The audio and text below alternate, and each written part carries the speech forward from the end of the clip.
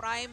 Medyo defensive muna sila dito at nagiging passive kasi kulang sila ng isa pero parang hindi pala laban din ulit. Hecate mapapatumba dito pero andun din naman yung bawi nila ng tumbling. Kaso nga lang killing spree Rock Prime.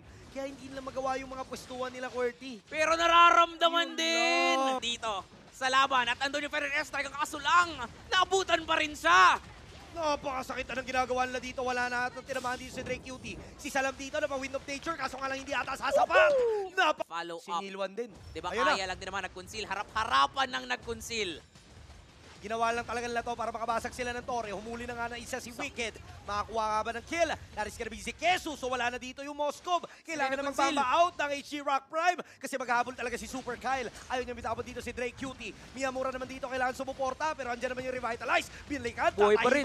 Aabot. Phantom Execution hindi kumonekta. Kailangan niya na magbamba out. Inubos. Expected na nila. Ay, pina-burst down yung Lord. Yun lang. Irarush ata pero mukhang aabot. May conceal play. Ayun lang, hindi na sila umabot at napakaganda pa dito ng ginawang final slash. Andiyan pa yung si Bat. Avatar of the Guardian! Napakaganda ng pwesto dito ng HG Rock Prime. Nagwawala na sila at mukhang wala silang ititira. Wicked, immortality pa. Papapatumba din dito si Super Kyle. Wala na sila ditong pupuntahan pa dahil hindi na sila pagbibigyang makauwi. Ngayon na may Lord sa mid lane, inuubos pa ang mga miyembro. Pero that is gonna be a game changer. That is gonna be a kill to Miyamura. Kaso nga lang hindi magiging enough kasi mag-isa lang si Hecate. And that is gonna be a clean wipeout. HG Rock Prime ang kukuha ng